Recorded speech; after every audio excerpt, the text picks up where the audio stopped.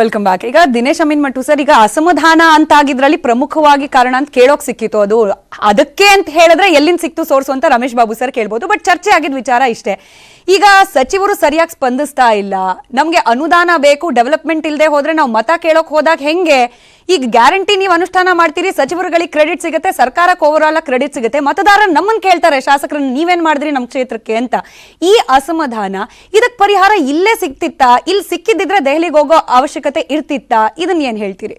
ನಾನು ಒಬ್ಬ ನಾಗರಿಕನಾಗಿ ಇಲ್ಲದ್ರೆ ಒಬ್ಬ ಮತದಾರನಾಗಿ ಈ ಏನು ಬೆಳವಣಿಗೆ ನಡೆದಿದೆ ಅದನ್ನು ಸ್ವಾಗತಿಸ್ತೇನೆ. ಯಾಕೆಂದರೆ ಈ ರೀತಿಯ ಒಂದು ಕಂಟ್ರೋಲ್ ಇರಬೇಕು. ಈಗ ಸಚಿವರಾದವರು ಅವರ ಮರ್ಜಿಗೆ ನಡೆಯುವುದಲ್ಲ. ನಾನು ಅದನ್ನು ವ್ಯಕ್ತಪಡಿಸುವ ವಿಧಾನದ ಬಗ್ಗೆ ಭಿನ್ನಾಭಿಪ್ರಾಯ ಇರ್ಬೋದು. ಅದನ್ನೇ ಬಹುಶಃ ಅದನ್ನು ಬಹಿರಂಗವಾಗಿ ಸಿದ್ದರಾಮಯ್ಯ, ನಾನು ಏನು CLP ಮೀಟಿಂಗಲ್ಲಿ ಇರಲಿಲ್ಲ, ಬಹಿರಂಗವಾಗಿ ಅವರೇ ಅದನ್ನು ಹೇಳಿದ್ದಾರೆ. ಅದು ಅಂದರೆ ಈಗ BR ಪಾಟೀಲ್ರಾಗಲಿ ಬಸವರಾಜ ರಾಯರೆಡ್ಡಿ ಆಗಲಿ ಅವರಿಗೆ ಮುಖ್ಯಮಂತ್ರಿ ಅವರು ಆಕ್ಸೆಸ್ ಇದ್ದರು. ಅವರು ಅದನ್ನು ಹೋಗಿ ಅವರಿಗೆ ನೇರವಾಗಿ ಹೇಳ್ಬೋದಿತ್ತು ಈ ರೀತಿ ಆಗ್ತಾ ಇದೆ. ಈಗ ಇವರು JDSನ ವಕ್ತಾರರು ಹೇಳಿದಾಗೆ ಅವರೆಲ್ಲ ಒಂದು ಪರಿವಾರದಿಂದ ಬಂದವರು, ಅವರು ಜನತಾ ಪರಿವಾರದಿಂದ ಬಂದವರು, ಬಸವರಾಜ ರಾಯರೆಡ್ಡಿ ಇರಲಿ ಇವರು ಇರಲಿ, ಅದರಿಂದ ಅವರಿಗೆ ಒಂದು ಪರಿಚಯ ಇತ್ತು. ಅಲ್ಲಿ ಹೋಗಿ ಹೇಳ್ಬೋದಿತ್ತು. ಈ ಪತ್ರದ ಅಗತ್ಯ ಇರಲಿಲ್ಲ ನನ್ನ ಪ್ರಕಾರ. ಅಂದ್ರೆ ಅಂತ ಸೀರಿಯಸ್ ಆದ ಇಶ್ಯೂ ಇದ್ದಾಗ ಏನೇ ಕಂಟೆಂಟ್ ಇದ್ರು ಸೀರಿಯಸ್ ಆಗಿದ್ದಾಗ ಅದನ್ನು ಮಾಡಬೇಕು. ಅವರಿಗೆ ಬಂಡಾಯದ ಉದ್ದೇಶ ಇಲ್ಲದೆ ಇದ್ದಾಗ ಅವರು ಓವರಲ್ ಆಗಿ ಈ ರೀತಿ ಆಗ್ತಾ ಇದೆ ಅಂತ ಹೇಳ್ಬೋದಿತ್ತು. ಅದನ್ನು ಹೇಳಲಿಲ್ಲ, ಅದು ಒಂದು ತಪ್ಪು. ಆದರೆ ನನಗೆ ಒಬ್ಬ ಮತದಾರನಾಗಿ ನಾನು ಏನು ಯೋಚನೆ ಮಾಡ್ತಾ ಇದ್ದೇನೆ ಅಂದರೆ, ಈ ರೀತಿ ಒಬ್ಬ ಸಚಿವರ ಎಲ್ಲಾದರೂ ಒಂದು ಕಂಟ್ರೋಲ್ ಇರಬೇಕು ಅಂತ. ಸಚಿವರಂದರೆ ಅವರು ಕೂಡ ಈಕ್ವಲೇ, ಅವರು ಒಬ್ಬರು ಶಾಸಕರಾಗಿ ಸಚಿವರಾದವರು. ಅವರಿಗೆ ಒಬ್ಬ ಶಾಸಕನಿಗೆ ಅವನ ಕ್ಷೇತ್ರದಲ್ಲಿ ಮತದಾರರ ಮತ ಹಾಕಿದವರು ಇದ್ದಾರೆ, ಅವರಿಗೆ ಬೇಕಾದ ಒಂದಷ್ಟು ವರ್ಗಾವಣೆನ ಮತ್ತೊಂದು ಆಗಬೇಕಾಗುತ್ತೆ. ಅದರಿಂದ ಸಚಿವರು ಅವರ ಮಾತನ್ನು ಕೇಳಬೇಕಾಗುತ್ತೆ. ನನ್ನ ಪ್ರಕಾರ ಕೇಳದೇ ಇದ್ರೆ ಅದನ್ನ ಗಮನಕ್ಕೆ ತರಬೇಕಾಗುತ್ತೆ. ವಿಧಾನದ ಬಗ್ಗೆ ಇದು, ಅದರಿಂದ ನಾನು ಅದಕ್ಕೆ ಹೇಳ್ತಾ ಇರೋದು ಅದು ಸೀರಿಯಸ್ ಆದ ಒಂದು ಇಶ್ಯೂಸ್ ಅಲ್ಲ ಅಂತ. BJP ವಕ್ತಾರರು ಬಹಳ ದೊಡ್ಡ ಇಶ್ಯೂ ತರ ಹೇಳಿದ್ರು. ನೀವು ಬಸವರಾಯ ಯತ್ನಾಳದ ಒಂದು ಸ್ಟೇಟ್ಮೆಂಟ್ಗಳನ್ನು ತೆಗೆದು ನೋಡಿದ್ರೆ, ಒಂದು ನಾನು ಆ ಶಬ್ದ ಬಳಸುವುದಿಲ್ಲ, ಆದರೆ ಆ ರೀತಿ ಏನಾದರೂ ಒಂದು ಗೌರವ ಘನತೆ ಇದ್ದ ಒಂದು ಪಕ್ಷ ಒಂದು ಕ್ಷಣದಲ್ಲಿ ಅವರನ್ನು ಪಕ್ಷದಲ್ಲಿ ಇಟ್ಕೊಳ್ಬಾರ್ದು. 2,500 ರೂಪಾಯಿ 2,500 ಕೋಟಿ ರೂಪಾಯಿ ಕೊಟ್ಟರೆ ಮುಖ್ಯಮಂತ್ರಿ ಆಗ್ತಾರೆ. ಬೇರೆ ಏನು ಬೇಡ, ಈಶ್ವರಪ್ಪನವರು ರಾಜ್ಯಪಾಲರನ್ನು ಭೇಟಿ ಮಾಡಿ ನನ್ನ ಖಾತೆಯಲ್ಲಿ ಇಂಟರ್ಫಿಯರ್ ಆಗ್ತಾರೆ ಅಂತ ಯಡಿಯೂರಪ್ಪನವರ ಹೆಸರು ಹೇಳಿದ್ರು. ಭದ್ರಾ ಮೇಲ್ದಂಡೆಯಲ್ಲಿ ವಿಜೇಂದ್ರ ಇನ್ವಾಲ್ವ್ ಆಗಿದ್ದಾರೆ ಅಂತ ವಿಶ್ವನಾಥ್ ಹೇಳಿದ್ರು. ಇನ್ನು ಇಂಥದ್ದು ಒಂದು 10 ಸ್ಟೇಟ್ಮೆಂಟ್ ಹೇಳ್ಬೋದು. ಅದು ಬಹಿರಂಗವಾಗಿ ಹೇಳಿರೋದು. ನಾನು ಅವರ ಶಾಸಕಾಂಗ ಪಕ್ಷದೊಳಗಡೆ ಏನಾಗಿದೆ, BL ಸಂತೋಷ್ ಮತ್ತು ಯಡಿಯೂರಪ್ಪನವರು ಏನ್ ತಿಕ್ಕಾಟ ಆಗ್ತಾರೆ ಅದನ್ನ ಹೇಳ್ತಾ ಇಲ್ಲ. CT ರವಿ ಹೇಳಿದ್ರು ಕಿಚನ್ ಕ್ಯಾಬಿನೆಟ್ ಅಲ್ಲಿ ನಡೆಯುವುದಿಲ್ಲ ಅಂತ ಮೊನ್ನೆ ಹೋಗಿ ಕಾಲಿಗೆ ಬಿದ್ರು ಅಲ್ವಾ. ಇದೆಲ್ಲ ಬಹಿರಂಗವಾಗಿ ನಡೀತಾ ಇದೆ ಚರ್ಚೆ. ಅದರಿಂದ ನಾನು ಅದಕ್ಕೆ ಹೇಳ್ತಾ ಇರೋದು, ಮುಂಬರೋ ದಿನಗಳಲ್ಲಿ ಇದಕ್ಕಿಂತ ಸೀರಿಯಸ್ ಆದ ಭಿನ್ನಮತೀಯ ಚಟುವಟಿಕೆ ಕಾಂಗ್ರೆಸ್ ನಲ್ಲಿ ನಡೆಯಲೂಬಹುದು. ನಾನು ಅದನ್ನ ನಿರಾಕರಿಸ್ತಾ ಇಲ್ಲ. ಆದರೆ ಈ ಒಂದು ಪತ್ರದ ಮೂಲಕ ಏನು ನಡೆದದ್ದು ಇದೊಂದು ಬಹಳ ದೊಡ್ಡ ಇಶ್ಯೂ ಅಂತ ತಿಳ್ಕೊಂಡು ನನಗೆ ಅದು ಗೊತ್ತಿಲ್ಲ. ಅವರು ಈಗ ರಮೇಶ್ ಬಾಬು ಅದನ್ನು ಕ್ಲಾರಿಫೈ ಮಾಡಿದ್ದಾರೆ, ಲೋಕಸಭಾ ಚುನಾವಣೆ ಹಿನ್ನೆಲೆಯಲ್ಲಿ ಆಗ್ತಾ ಇದೆ ಅಂತ. ಅದನ್ನು ಅವರು ಅದನ್ನು ಹೇಳುವುದಿಲ್ಲ. ನಾನು ಒಬ್ಬ ಪತ್ರಕರ್ತನಾಗಿ ನಾನು ಹೇಳ್ತೇನೆ, ಬರೀ ಲೋಕಸಭಾ ಚುನಾವಣೆ ಬಗ್ಗೆ ಚರ್ಚೆ ನಡೀಲಿಕ್ಕಿಲ್ಲ. ಅದರಲ್ಲೂ ಕೂಡ ಈ ಎಲ್ಲ ಬೆಳವಣಿಗೆಗಳನ್ನ ಒಂದು ಈ ಖರ್ಗೆ ಅವರು ಇಲ್ಲಿ ಅವರಿಗೆ ಖಂಡಿತ ಇರ್ಬೋದು. ಅವರು ಈ ರೀತಿ ನೀವು 2 ತಿಂಗಳಲ್ಲೇ ಇಂಥದ್ದೊಂದು ಬರಬಾರದಿತ್ತು. ಇದನ್ನು ಸ್ವಲ್ಪ ನೀವು ಕಮ್ಯುನಿಕೇಶನ್ ಸಿಸ್ಟಮ್ ಸರಿಯಾಗಿ ಇಟ್ಕೊಳ್ಳಿ. ಅದೇ ಪ್ರಶ್ನೆ ಅಲ್ವಾ ರಮೇಶ್ ಬಾಬು ಸರ್? ಈಗ ಆಯ್ತು, ಲೋಕಸಭಾ ಚುನಾವಣೆ ಟಾರ್ಗೆಟ್ ದೊಡ್ಡದಿದೆ, 135 ಇಲ್ಲಿ ಗೆದ್ದಿದ್ದೀರಿ, 20+ ಟಾರ್ಗೆಟ್ ಅಲ್ಲಿ ಇಟ್ಕೊಂಡಿದ್ದೀರಿ, ಗ್ಯಾರಂಟಿಯನ್ನ ಇಂಪ್ಲಿಮೆಂಟ್ ಮಾಡಿದ್ದೀವಿ, ಯಶಸ್ವಿಯಾಗಿದೆ, ಬೇರೆ ರಾಜ್ಯ ಕೂಡ ಮಾದರಿಯಾಗಿ ಪರಿಗಣಿಸಿದೆ, ಎಲ್ಲವೂ ಕೂಡ ಪ್ಲಸ್ ಪಾಯಿಂಟ್. ಈ ಪ್ಲಸ್ ಗಳ ನಡುವೆ ಬಂದ ಈ ಮೈನಸ್ ಇದೆಯಲ್ಲ, ಈಗ ವಿಧಾನಸಭೆ ಚುನಾವಣೆಯಲ್ಲಿ ಅನಿವಾರ್ಯತೆ ಇತ್ತು, ಒಗ್ಗಟ್ಟಿನ ಹೋರಾಟ. ಅದಾದ್ಮೇಲೆ ಏನಾಯ್ತು, ರಿಸಲ್ಟ್ ಬಂದ ತಕ್ಷಣ ಏನೆಲ್ಲ ಆಯ್ತು ಡೆವಲಪ್ಮೆಂಟ್ಸ್, ಮತ್ತೆ ಅದ್ರ ಚರ್ಚೆ ಮಾಡೋ ಅವಶ್ಯಕತೆ ಇಲ್ಲ. ಅಲ್ಲಿಗೆ ಸಾಲ್ವ್ ಆಯ್ತಾ ಅನ್ನೋಷ್ಟೊತ್ತಿಗೆ ಮತ್ತಷ್ಟು ಅಸಮಾಧಾನ. ಇದು ರಿಪಿಟೇಟಿವ್ ಆಗ್ಬಿಟ್ರೆ ಎಲ್ಲಾ ಪ್ಲಸ್ಗಳು ಕೂಡ ಮೈನಸ್ ಆಗ್ಬಿಡುತ್ತಾ ಅನ್ನೋ ಆತಂಕ. ಏನ್ ಹೇಳ್ತೀರಿ? ದಿನೇಶ್ ಆಮಿನಮಠ್ ಅವರು ಹೇಳಿದ್ನ ನಾನು ಸ್ವೀಕಾರ ಮಾಡ್ತಿದ್ದೀನಿ, ನಾನು ಡಿಸ್ಪ್ಯೂಟ್ ಮಾಡ್ತಿಲ್ಲ. ಪ್ರಜಾಪ್ರಭುತ್ವದ ವ್ಯವಸ್ಥೆಯಲ್ಲಿ ಈ ಥರದ ಆಂತರಿಕ ಚರ್ಚೆಗಳು ಆಗಬೇಕು. ಆಗಲೇ ಅದು ಭಾಳ ಪರಿಪಕ್ವವಾದಂಥ ಸರ್ಕಾರ ಆಗೋಕ್ಕೆ ಸಾಧ್ಯತೆ ಇದೆ. ಯಾರು ಸುದೀರ್ಘವಾದಂಥ ರಾಜಕೀಯ ಅನುಭವ ಹಿನ್ನೆಲೆಯನ್ನು ನೋಡಿದ್ದಾರೆ ಅವ್ರಿಗಿದಲ್ಲೇನು ವಿಶೇಷತೆ ಕಾಣೋದಿಲ್ಲ. ಮತ್ತು ತಾವೊಂದು ಪ್ರಶ್ನೆಯನ್ನೆತ್ತರು ಅವರು ಹೇಳಿದ್ರು, ಬರೀ ಇದಕ್ಕೆ ಸೀಮಿತವಾಗಿ ಲೋಕಸಭೆಗೆ ಚರ್ಚೆ ಆಗ್ತಾ ಇದೆಯಾ? No, I am not accepting that one also. Because ಈ ಸಾಂದರ್ಭಿಕವಾಗಿ ಇಲ್ಲೇನೇ ಡೆವಲಪ್ಮೆಂಟ್ ಆಗಿದೆ ಅದು ಚರ್ಚೆಗೆ ಬರುತ್ತೆ. ಇದ್ರ ಜೊತೆಗೆ ನನಗಿರ್ತಕ್ಕಂಥ ಇನ್ಫಾರ್ಮೇಷನ್ನು ಬೋರ್ಡು ಕಾರ್ಪೊರೇಷನ್ಸ್ನ ಈಗ ಇಮಿಡಿಯೇಟ್ ಕಾರ್ಯಕರ್ತರಿಗೆ ಮತ್ತು ಕೆಲವು ಹಿರಿಯ ಶಾಸಕರಿಗೆ ಕೊಡಬೇಕು ಅಂತ ಒಂದು ಚರ್ಚೆ ಇದೆ. ಅದು ಸಹ ಚರ್ಚೆ ಆಗ್ಬೋದು. ಮತ್ತು ಬೇರೆ ಬೇರೆ ವಿಚಾರಗಳು ಚರ್ಚೆ ಆಗಬೇಕು, ಆಗಬಹುದು. ಸಮನ್ವಯ ಸಮಿತಿಯದೊಂದು ವಿಚಾರ ಇದ್ದಿದೆ, ಅದು ಆಗ್ಬೋದು, ಇಲ್ಲ ನಾನು ಹೇಳೋದಿಲ್ಲ. ಬಟ್ ನಾಳೆ ದೆಹಲಿನಲ್ಲಿ ಆಗ್ತಾ ಇರ್ತಕ್ಕಂಥ ಸಭೆಯ ಪ್ರಮುಖವಾದ ವಿಚಾರ ಲೋಕಸಭಾ ಚುನಾವಣೆ. ಇನ್ನು 8-9 ತಿಂಗಳು, ಬಹುತೇಕ 10 ತಿಂಗಳಲ್ಲಿ ಚುನಾವಣೆ ಬರುವಂಥ ಸಾಧ್ಯತೆ ಇದೆ. 28 ಕ್ಷೇತ್ರದಲ್ಲಿ 20 ಕ್ಷೇತ್ರ ನಾವು ಪಾರ್ಲಿಮೆಂಟ್ ಗೆಲ್ಲಬೇಕಂತೇಳಿ ಒಂದು ಟಾರ್ಗೆಟನ್ನು ಕೊಟ್ಟಿದ್ದಾರೆ. ಆ ಕಾರಣಕ್ಕೆ ಅದೇನೇನು ಚರ್ಚೆ ಅವರ ಮಟ್ಟದಲ್ಲಾಗಿದೆ, ಖರ್ಗೆರವರು ನಮ್ಮ ರಾಜ್ಯದವರು ಇರೋದ್ರಿಂದ ಇಲ್ಲಿ ನಡೀತಾ ಇರ್ತಕ್ಕಂಥ ಎಲ್ಲ ವಿದ್ಯಮಾನಗಳ ಮಾಹಿತಿ ಅವ್ರಿಗಿದೆ. ಸೊ ಅವರು ಸ್ವಾಭಾವಿಕವಾಗಿ ಇಲ್ಲಿರ್ತಕ್ಕಂಥ ಇನ್ಪುಟ್ ತಗೋತಾರೆ. ಸೊ ಕೆಲವು ಸಚಿವರು ಅಷ್ಟು ಜನ ಹೋಗಿದ್ದಾರೆ, 34 ಜನ ಸಚಿವರಿಗೂ ಇನ್ವಿಟೇಷನ್ ಇಲ್ಲ. ಕೆಲವು ಸಚಿವರನ್ನ ಕರೆದಿದ್ದಾರೆ, ಕೆಲವ್ರನ್ನಿಲ್ಲ. ಕೆಲವನ್ನ ಹಿರಿಯನ್ ಕರೆದಿದ್ದಾರೆ, ಪ್ರಾಬಬಲ್ ಕ್ಯಾಂಡಿಡೇಟ್ಸ್ ಯಾರಿದ್ದಾರೆ ಅವ್ರನ್ನ ಕರೆದಿದ್ದಾರೆ. ಯಾರ್ಯಾರಿಗೆ ಲೋಕಸಭೆಯಲ್ಲಿ ಜವಾಬ್ದಾರಿನ ಕೊಡಬೇಕು ಅವ್ರನ್ನ ಕರೆದಿದ್ದಾರೆ. ಸೊ ಈ ಥರ ಈಕ್ವೇಷನ್ನಲ್ಲಿ ಸಭೆಯನ್ನು ಕರೆದಿದ್ದಾರೆ. ಮತ್ತು ಇದೇನು ಫಸ್ಟ್ ಟೈಮಾ? No, it is not the first time. ಪ್ರತಿ ಸಂದರ್ಭದಲ್ಲಿ ನೀವು ವಿಧಾನಸಭಾ ಚುನಾವಣಾ ಪೂರ್ವದಲ್ಲಿ ಅವತ್ತು ಸಹ ವಿಧಾನಸಭೆಗೆ ಪೂರಕವಾಗಿ ಈ ಥರದ ಅನೇಕ ಸಭೆಗಳು ದೆಹಲಿನಲ್ಲಿ ಆಯಿತು, ಬೆಂಗಳೂರಿನಲ್ಲಿ ಆಯಿತು. ಹಾಗಾಗಿ ಇದರಲ್ಲೇನಂತ ವಿಶೇಷತೆ ಹುಡ್ಕೊಂಥದ್ದಿಲ್ಲ. ನಮಗೆ ನಾಳೆ ಆಗ್ತಾ ಇರ್ತಕ್ಕಂಥ ಸಭೆಯ ಮೊದಲನೇ ಆದ್ಯತೆಯ ವಿಷಯ ಲೋಕಸಭಾ ಚುನಾವಣೆ. ಅದ್ರ ಜೊತೆಗೆ ಇದು ಬರ್ಬೋದು. ಇಲ್ಲಿ ಏನು ಸರ್ಕಾರ ಬಂದು ಇನ್ನೂ 3 ತಿಂಗಳು ಆಗಿಲ್ಲ, just 2 months they have completed. ಇಲ್ಲೇನೇನು ಬೆಳವಣಿಗೆ ಆಗಿದೆ, ಏನೇನು ವಿದ್ಯಮಾನಗಳು ನಡೀತಾ ಇದೆ, ಮತ್ತು ಶಾಸಕರ ಅಭಿಪ್ರಾಯಗಳೇನಿದೆ, ಕಾರ್ಯಕರ್ತರ ಅಭಿಪ್ರಾಯ ಏನಿದೆ, ಸರ್ಕಾರದ ಮಟ್ಟದಲ್ಲಿ ಏನು ಕೊರತೆ ಇರ್ಬೋದು, ಅಥವಾ ಪಕ್ಷ ಮತ್ತು ಸರ್ಕಾರದಲ್ಲಿ ಸಮನ್ವಯತೆ ಏನು ಸಾಧಿಸಬಹುದು, ಈ ವಿಚಾರಗಳು ಆಗ್ಬೋದು, ಇಲ್ಲ ನಾನು ಹೇಳೋದಿಲ್ಲ. ಬಟ್ ಆದ್ಯತೆ ಇರ್ತಕ್ಕಂಥದ್ದು ಲೋಕಸಭಾ ಚುನಾವಣೆ. ಆ ದೃಷ್ಟಿನಲ್ಲಿ ನಾಳೆ ಚರ್ಚೆ ಆಗ್ತಾ ಇದೆ. ಸೊ ಅದಕ್ಕೆ ಪೂರಕವಾಗಿ ನಾಳೆ ಇದೇ ವಿಚಾರ ಚರ್ಚೆ ಆದ್ರೂ ಕೂಡ, ಇನ್ಫ್ಯಾಕ್ಟ್ ರಮೇಶ್ ಬಾಬು ಸರ್ ಒಪ್ಕೊಂಡ್ರು, ಸಮನ್ವಯ ಸಮಿತಿ ಅಂತ ಹೇಳಿ ಅದ್ರ ರಚನೆ ಆದ್ರೂ ಕೂಡ ದೆಹಲಿಯಲ್ಲಿ ಏನೇ ಚರ್ಚೆ ಆದ್ರೂ ವಿಶ್ವಾಸ ಅಂತೂ ಹೇಗೆ ಕಾಣ್ತಿದೆ ಸದ್ಯದ ಮಟ್ಟಿಗೆ ರಮೇಶ್ ಬಾಬು ಅವ್ರ ಮಾತನಲ್ಲೂ ಕೂಡ ಅಂತಂದ್ರೆ, ಕಾಂಗ್ರೆಸ್ ನಾಯಕರು ವಾಪಸ್ ಬರುವಾಗ ಮೋರ್ ಪವರ್ಫುಲ್ ಆಗಿ ಬರ್ತಾರೆ ಲೋಕಸಭಾ ಚುನಾವಣೆಗೆ ಅಣಿಯಾಗಿ ಅಂತ ಹೇಳಿ.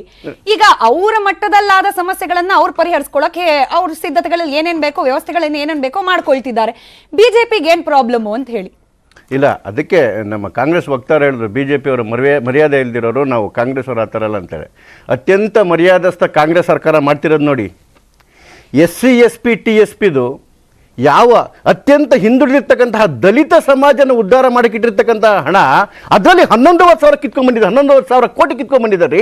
ಅದು ದಲಿತರ ವಿದ್ಯಾಭ್ಯಾಸಕ್ಕೆ ಇರ್ತಕ್ಕಂಥದ್ದು, ದಲಿತರ ಕಾಲೋನಿಗಳ ಉದ್ಧಾರಕ್ಕೋಸ್ಕರ ಇರ್ತಕ್ಕಂಥದ್ದು, ದಲಿತರಿಗೋಸ್ಕರನೇ ಇರ್ತಕ್ಕಂಥದ್ದು, ದಲಿತರು ಮತ್ತು ಆದಿವಾಸಿಗಳಿಗೆ ಅದರಲ್ಲಿರ್ತಕ್ಕಂಥ 11,500 ಕೋಟಿ ಎತ್ಕೊಂಡ್ಬಂದಿದ್ದಾರೆ. ಏನು 40 ದಿವಸಕ್ಕೆ ಮುಂಚೆ ಏನು ಹೇಳಿದ್ರು ಸಿದ್ದರಾಮಯ್ಯನವರು ಬಜೆಟ್ ಓದಬೇಕಾದ್ರೆ, ಕರ್ನಾಟಕ ಸುಭಿಕ್ಷವಾಗಿದೆ ಅಂತೇಳಿ. ಸುಭಿಕ್ಷವಾಗಿರ್ತಕ್ಕಂಥ ಸರ್ಕಾರದಲ್ಲಿ ನೀವು SC STಗಳ ಹಣವನ್ನು ಕಿತ್ಕೊಂಡು ತಿಂತೀರ ಅಂತ ಹೇಳಿದ್ರೆ ಮುಖ್ಯಮಂತ್ರಿಗಳ ಭಾಷೆ ಹೇಳ್ಬೇಕಂದ್ರೆ ನಾಚಿಕೆ ಮನ ಮರ್ಯಾದಿಲ್ವೇನ್ರಿ ಸರ್ಕಾರಕ್ಕೆ?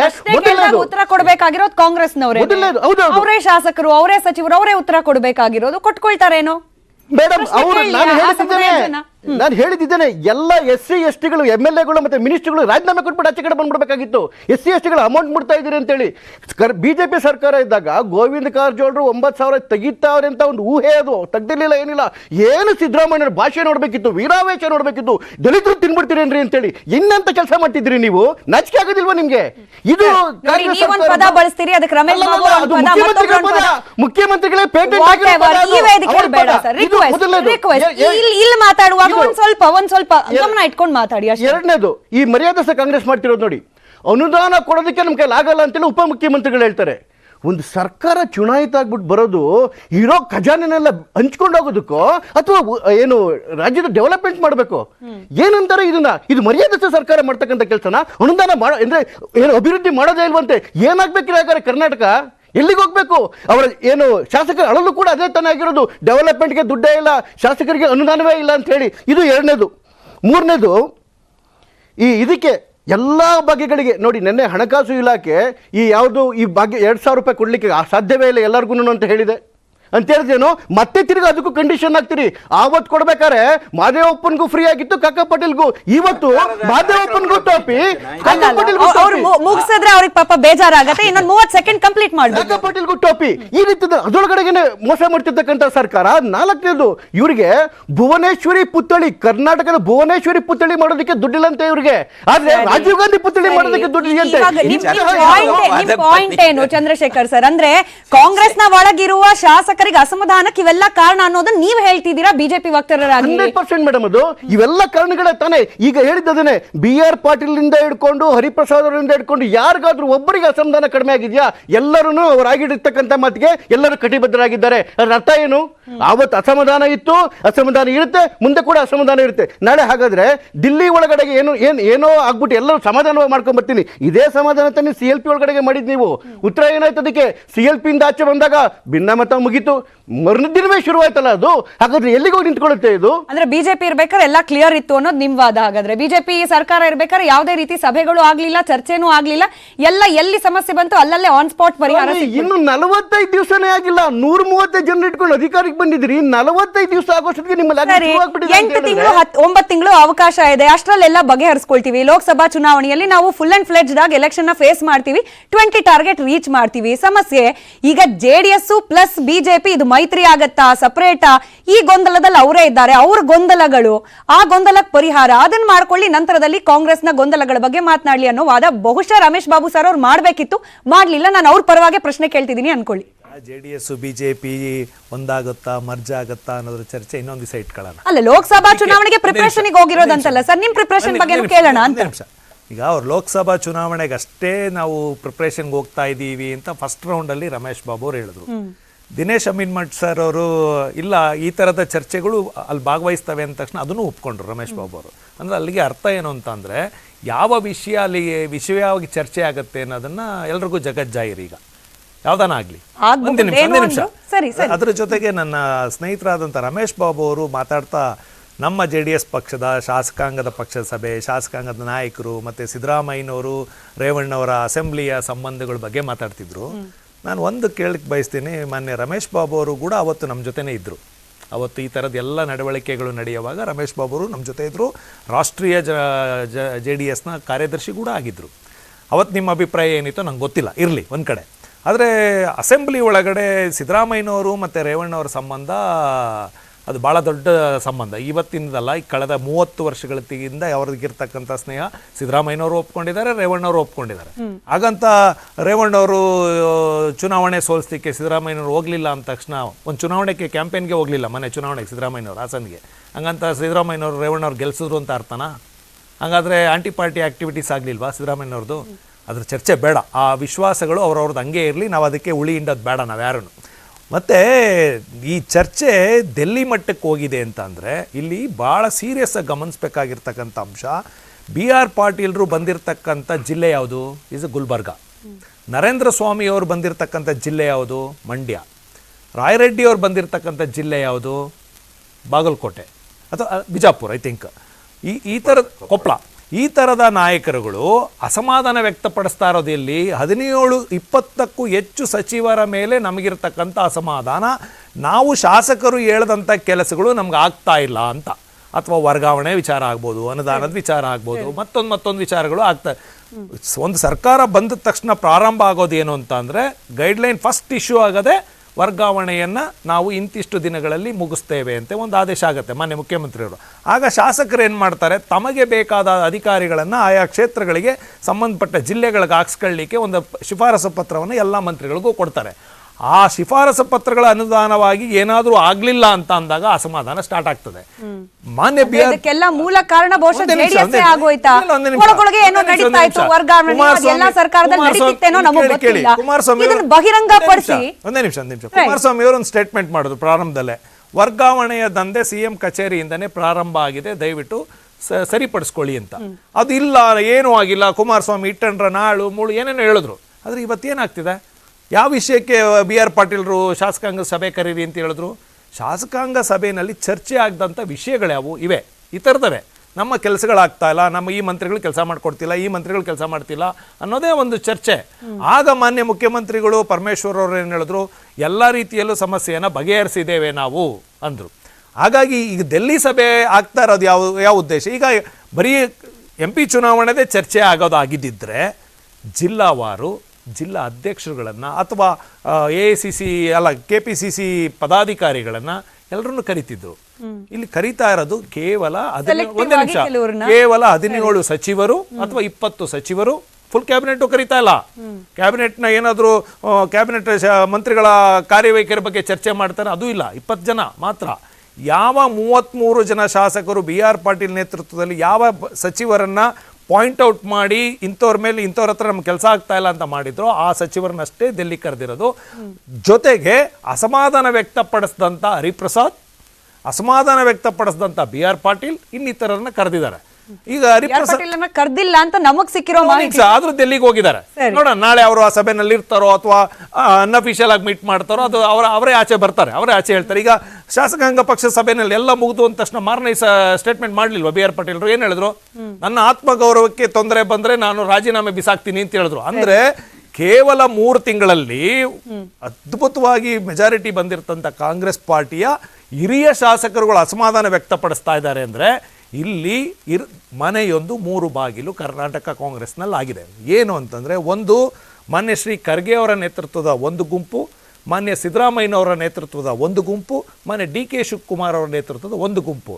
ನಾನು ಹಳೇದು ಒಂದು ಸ್ವಲ್ಪ ಹಿಂದಕ್ಕೆ ಜ್ಞಾಪಿಸಕ್ಕೆ ಇಷ್ಟಪಡ್ತೀನಿ ಕಾಂಗ್ರೆಸ್ ನಾಯಕರಿಗೆ. ಒಂದೇ ನಿಮಿಷ, ಒಂದೇ ಲೈನ್ ಮುಗಿಸ್ಬಿಡ್ತೀನಿ. ಇದಕ್ಕೂ ಸೇರಿಸಿ ಉತ್ತರ ಕೊಟ್ಬಿಡಿ. ಗುಂಪೆ ಆಗಿದ್ರು ನಾಳೆ ಪರಿಹಾರ ಸಿಗುತ್ತೇನೋ? ರಮೇಶ್ ಬಾಬು ಅವರು ಒಪ್ಕೊಂಡ್ರು, ಏನೇ ಸಮಸ್ಯೆಗಳಿದ್ರು ಅದಕ್ಕೆ ಪರಿಹಾರಕ್ಕೆ ಒಂದು ಸಮನ್ವಯ ಸಮಿತಿ ರಚನೆ ಆದ್ರೂ ಆಗ್ಬಹುದು, ಗೊತ್ತಿಲ್ಲ.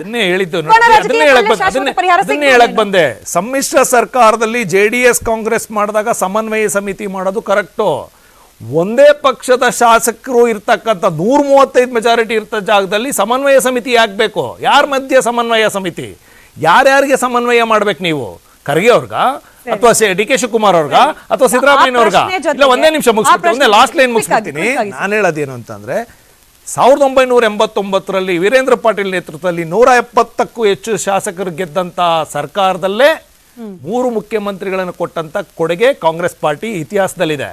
ಈಗ ನೀವು 136 ಗೆದ್ಬಿಟ್ಟು ಇವತ್ತೇ ಸಮನ್ವಯ ಸಮಿತಿ ಮಾಡ್ಕೊಂಡ್ರೆ ಈಗೂ ಕೂಡ ಒಂದೇ ನಿಮಿಷ, ಈಗೂ ಕೂಡ ಇರೋದು ಏನು ಅಂತಂದ್ರೆ, ಸಿದ್ದರಾಮಯ್ಯನವರು ಮುಖ್ಯಮಂತ್ರಿ ಆಗಿದ್ದಾರೆ, ಡಿ ಕೆ ಶಿವಕುಮಾರ್ ಮುಖ್ಯಮಂತ್ರಿ ಆಗಬೇಕು, ಮುಂದೆ ಖರ್ಗೆ ಅವರು ಮುಖ್ಯಮಂತ್ರಿ ಆಗಬೇಕು.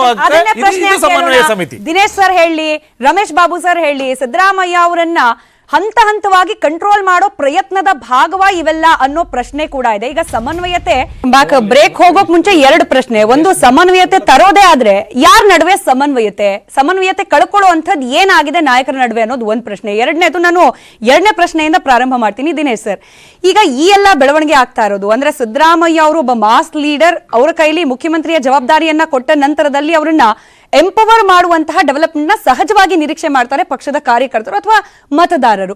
ಈಗ ಆಗ್ತಿರುವ ಡೆವಲಪ್ಮೆಂಟ್ಸ್ ನ ಗಮನಿಸಿದ್ರೆ ಎಲ್ಲೋ ಒಂದ್ ಕಡೆ ಕಂಟ್ರೋಲ್ ಪೂರ್ತಿ ಸಿದ್ದರಾಮಯ್ಯ ಅವ್ರ ಕೈಲಿಲ್ಲ. ದೆಹಲಿ ಅಥವಾ ಬೇರೆ ಯಾವುದೋ ಎಕ್ಸ್ಟರ್ನಲ್ ಫೋರ್ಸು ಹಂತ ಹಂತವಾಗಿ ಅವರನ್ನ ಕಂಟ್ರೋಲ್ ಮಾಡ್ಲಿಕ್ಕೂ ಕೂಡ ಪ್ರಯತ್ನ ಮಾಡ್ತಿದೆ ಅಂತ ಅನ್ಸೋದಿಲ್ವಾ ಅಂತ ಹೇಳಿ. ಈಗ ನೋಡಿ ಏನಾಗಿದೆ ಅಂದರೆ, ಕಾಂಗ್ರೆಸ್ ಪಕ್ಷದ ವಿರುದ್ಧ ಹಿಂದೆ ಒಂದು ಭಾಳ ದೊಡ್ಡ ಆರೋಪ ಇತ್ತು, ಹೈಕಮಾಂಡ್ ಸಂಸ್ಕೃತಿ ಅಂತ. ಇವತ್ತು ಉಲ್ಟಾಗಿದೆ ಅದು. ಇವತ್ತು ಕಾಂಗ್ರೆಸ್ನ ಬಗ್ಗೆ ಇರೋ ದೂರ ಅಂದರೆ ಒಂದು ಹೈಕಮಾಂಡ್ ಕಂಟ್ರೋಲ್ ಇಲ್ಲ, ಅದಕ್ಕಾಗಿ ಹೀಗೆಲ್ಲ ಆಗ್ತಾ ಇದೆ ಅಂತ. ನೋಡಿ BJPಯಲ್ಲಿ ಹೇಗೆ ಹೈಕಮಾಂಡ್ ಇದೆ, ಒಬ್ಬನೇ ಲೀಡ್ರು, ಒಂದೇ ದೇಶ, ಒಂದೇ ಸರ್ಕಾರ, ಒಂದೇ ಭಾಷೆ, ಎಲ್ಲ ಒಂದೇ, ಆಯ್ತಾ? ಸೊ ಅದರಿಂದ ಹಾಗಾಗಿದೆ. ನಾನು ಅದಕ್ಕಿಂತ ಮೊದಲು ನಮ್ಮ BJP ವಕ್ತಾರರು ಕೇಳಿದಾಗ ಬ್ರೀಫ್ ಆಗಿ ಹೇಳ್ತೀನಿ. ಅವರು SC TSP ಆ್ಯಕ್ಟ್ ಬಗ್ಗೆ ಹೇಳಿದರು. ಅವರದ್ದೇ, ನಾನು ಆ ಭಾಷೆಯನ್ನು ಬಳಸೋದಿಲ್ಲ, ಮಾನ ಮರ್ಯಾದೆ ನಾಚಿಕೆ. ಅವ್ರ ಮುಖ್ಯಮಂತ್ರಿ ಒಂದು ಭಾಷೆ ಬಳಸಿದ್ರು, ದಮ್ಮು ತಾಕತ್ತು ಅಂತ.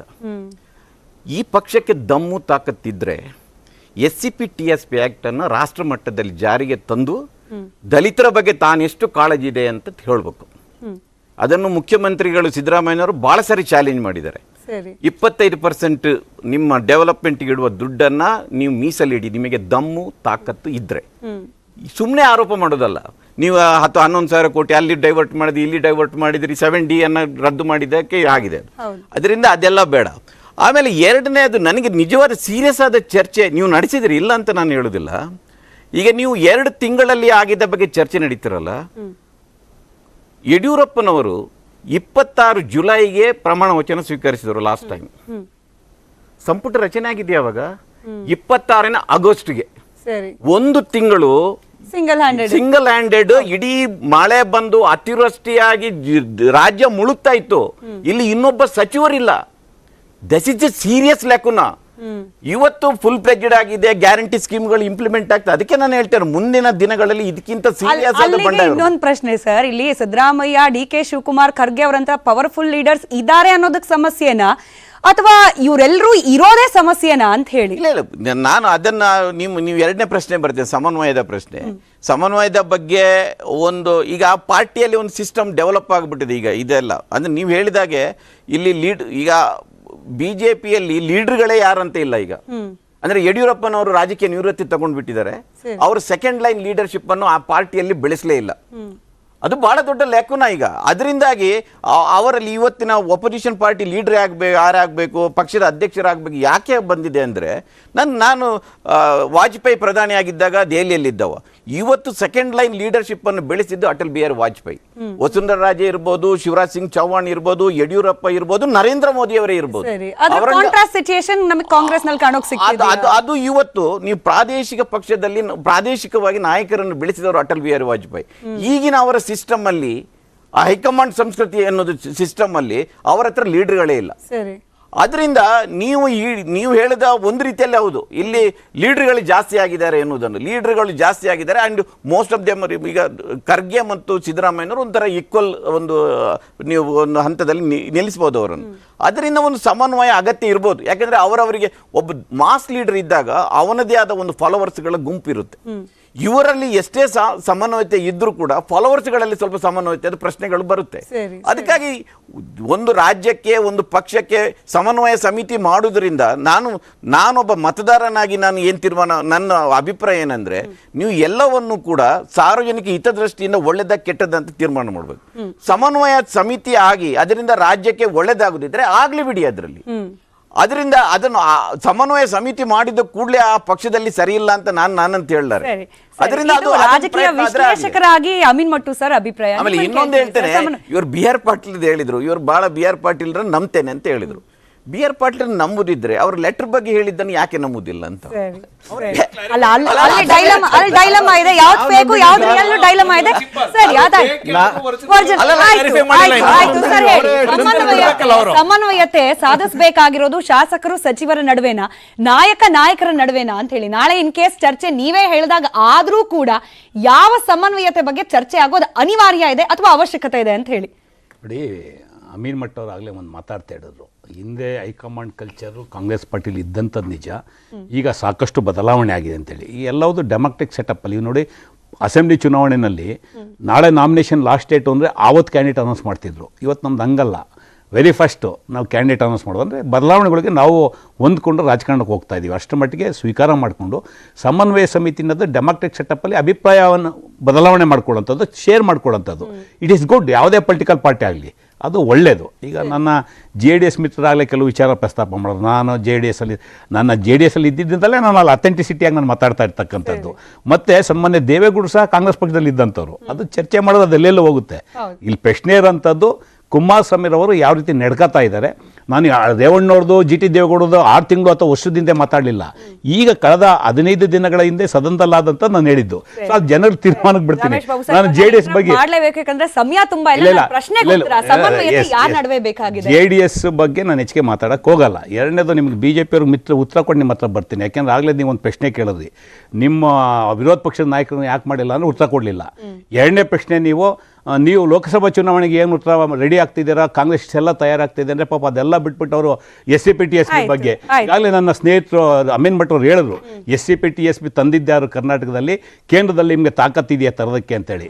ಒಂದು ಕನ್ನಡದಲ್ಲಿ ಗಾದೆ ಮಾತಿದ್ದಾರೆ, ಕಳಂಕಿತರು ತುಳಸಿ ಕಟ್ಟೆ ಸುತ್ತರೆ ಪತಿವ್ರತೆ ಆಗೋದಿಲ್ಲ ಅಂತೇಳಿ. ಅದು ಬಿಜೆಪಿಗೆ ಅಕ್ಷರಸ ಅಪ್ಲಿಕಬಲ್. ಹಾಗಾಗಿ ಇವತ್ತು ಒಂದು ನಿಮಿಷ ಸಮನ್ವಯ ಸಮಿತಿ, ಒಂದೇ ನಿಮಿಷ, ನೀವು ಆರೋಪ ಮಾಡಿಸಿ ಉತ್ತರ ಕೊಡಬೇಡಿ, ಹೆಂಗಾಗುತ್ತೆ? ಖಂಡಿತ ನೀವು ಆರೋಪ ಮಾಡಿಸ್ಬಿಟ್ಟು ನಿಮ್ಮ ಪ್ರಶ್ನೆಗೆ ಉತ್ತರ ಕೊಡೋದು ಆಗೋದಿಲ್ಲ. ನೋಡಿ, ಕರ್ನಾಟಕದಲ್ಲಿ ಸ್ಕೂಲ್ ಮಕ್ಕಳು ಸ್ಕಾಲರ್ಶಿಪ್ ಕದ್ದಂತ ಕೀರ್ತಿ ಯಾರಾದ್ರೂ ಇದ್ರೆ ಅದು ಬಿಜೆಪಿ ಅವರಿಗೆ. ಇವತ್ತು ಆ ಸ್ಕಾಲರ್ಶಿಪ್ ದುಡ್ಡು ಕೊಟ್ಟಿಲ್ಲ TSP SCP ನಲ್ಲಿ, ಅಷ್ಟು ಆಗಿ ಬಂದವರೆ.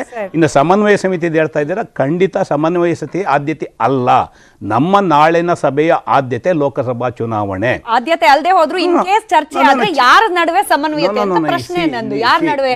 ಶಾಸಕರು ಸಚಿವರ ನಡುವೆನಾ ಅಥವಾ ನಾಯಕರು ನಾಯಕರ ನಡುವೆ? ಒಂದ್ ನಿಮಿಷ ಅದನ್ನೇ ನಾನು ಪಕ್ಷದ ವಕ್ತಾರಾಗಿ ಸಂಪೂರ್ಣ ಮಾಹಿತಿ ಇಲ್ಲದೆ ಈ ಸಮನ್ವಯ ಸಮಿತಿ ಆಗುತ್ತೋ ಇಲ್ವೋ ಅಂತ ಪೂರ್ಣವಾದ ಮಾಹಿತಿ ಇಲ್ಲದೆ ಹೇಳಕ್ ಬರೋದಿಲ್ಲ. ಆಗಬಹುದು ಅಂತ ಹೇಳಿದ್ ನಾನು, ಹಾಗೆ ಆಗುತ್ತೆ ಅಂತ ಹೇಳಿಲ್ಲ. ಈ ಮಾಧ್ಯಮದಲ್ಲಿ ಬಂದಿರ್ತಕ್ಕಂಥ ವರದಿಗೆ ಅನುಗುಣವಾಗಿ ಚರ್ಚೆ ಆಗ್ಬೋದು ಅಂತ ಹೇಳಿದ್ದೀನಿ. ಹಾಗಾಗಿ ಸಮನ್ವಯ ಸಮಿತಿ ಆದ್ರೆ ಅದು ಯಾರು ಮಾಡ್ತಾರೆ ಅವ್ರು ಹೈಕಮಾಂಡ್ ಎರಡು ಪ್ರಶ್ನೆಗೂ ಉತ್ತರ ಕೊಡ್ಲಿಲ್ಲ ಅನ್ನೋ ಆರೋಪ ಇದೆ. ಎರಡು ಪ್ರಶ್ನೆಗೆ ಶಾರ್ಟ್ ಅಂಡ್ ಸ್ವೀಟ್ ಆಗಿ ಉತ್ತರ. ವಿರೋಧ ಪಕ್ಷದ ನಾಯಕ ಇನ್ನೂ ಆಯ್ಕೆ ಇಲ್ಲ, ಲೋಕಸಭಾ ಚುನಾವಣೆ ಹೇಗ್ ಫೇಸ್ ಮಾಡ್ತೀರಿ? ಕೇವಲ ಮೋದಿ ಮಂತ್ರ ಮಾತ್ರನಾ, ಇಲ್ಲಿ ನಾಯಕತ್ವ ಇಲ್ವಾ ಅನ್ನೋದು. ಇವ್ರು ಪ್ರಿಪೇರ್ ಆಗ್ತಿದ್ದಾರೆ, ಸಮನ್ವಯ ಇದೆಯೋ ಇಲ್ವೋ, ಲೋಕಸಭೆ ಮಂತ್ರ ತಗೊಂಡು ವಾಪಸ್ ಬರ್ತಾರೆ, ನಿಮ್ದೇನ್ ಮಂತ್ರ ಅಂತ ಹೇಳಿ. ನೋಡಿ, ಒಂದು ರಾಷ್ಟ್ರೀಯ ಪಕ್ಷ ಬಿಜೆಪಿ ರಾಷ್ಟ್ರೀಯ ಪಕ್ಷ ಯಾವತ್ತೂ ಸ್ಟ್ರಾಟಜಿ ಇದ್ದೇ ಇರ್ತದೆ. ಈವನ್ ಯು ಪಿನಲ್ಲಿ CM ಮಾಡೋದಕ್ಕೂ ನಾವು ಸಮಯ ತಗೊಂಡಿದೀವಿ ಅಂತೇಳಿ ಅದಕ್ಕೆ ನಾವು 10 ವರ್ಷ ಟ್ರಂಪಿಂಗ್ ಮೆಜಾರಿಟಿ ಒಳಗಡೆ ಬರ್ಕೊಂತಿರ್ದು. ಅದರಿಂದ ಒಂದ್ ಕಡೆ ಸ್ಟ್ರಾಟಜಿ ಇರುತ್ತೆ, ಅದರಿಂದ ಏನು ಕುಸ್ತು ಬಿದ್ದಿಲ್ಲಲ್ಲ. ವಿರೋಧ ಪಕ್ಷ ನಾಯಕ ಆಯ್ಕೆ ಆಗದೆ ಇರೋದ್ರ ಹಿಂದೆ ಸ್ಟ್ರಾಟಜಿ ಏನು ಅರ್ಥ ಆಗ್ಲಿಲ್ಲ. ಅಲ್ಲ, ಸ್ಟ್ರಾಟಜಿ ಇದ್ದೇ ಇರುತ್ತೆ. ಅದು ಮುಂದೆ ಅದು ರಿವೀಲ್ ಆದಾಗ ನಿಮಗೆ ಗೊತ್ತಾಗುತ್ತೆ ಅದೇ ಸ್ಟ್ರಾಟಜಿ ಅಂತ ಹೇಳಿ. ರೈಟ್ ಅವಾಗ ಗೊತ್ತಾಗುತ್ತೆ. ಅವತ್ತಿಗೆ ಚರ್ಚೆ ಉಳಿಸ್ಕೊಳ್ಳೋಣ. ಅಲ್ಲಿಗೆ ಸಮನ್ವಯ ಇದೆಯೋ ಇಲ್ವೋ, ಮತ್ತೊಂದು ಮಗದೊಂದು ಲೋಕಸಭಾ ಚುನಾವಣೆಗೆ ವೇದಿಕೆ ಅಂತೂ ಸೆಟ್ ಆಗ್ತಾ ಇದೆ. ಯಾವ್ಯಾವ ಪಕ್ಷಗಳ ರಣತಂತ್ರ ಯಾವ ರೀತಿ ಇರುತ್ತೆ ಅನ್ನೋ ಕುತೂಹಲ, ಈ ಕುತೂಹಲನೇ ಅನೇಕ ಚರ್ಚೆಗಳಿಗೆ ಆಸ್ಪದ ಕೂಡ ಮಾಡಿಕೊಡುತ್ತೆ. ಹೀಗಾಗಿ ಚರ್ಚೆಯನ್ನ ಆ ಸಂದರ್ಭದಲ್ಲಿ ಮುಂದುವರ್ಸೋಣ. ಈ ಹೊತ್ತಿನ ಚರ್ಚೆಯಲ್ಲಿ ಭಾಗಿಯಾಗಿದ್ದಕ್ಕೆ ನಾಲ್ವರಿಗೂ ಕೂಡ ಧನ್ಯವಾದ. ಇದಾಗಿತ್ತು ಹೊತ್ತಿನ ವಿಶೇಷ. ನೋಡ್ತಾ ಇರಿ ನ್ಯೂಸ್ 18, ಜಾಲ ನಮ್ಮದು, ಬಲ ನಿಮ್ಮದು.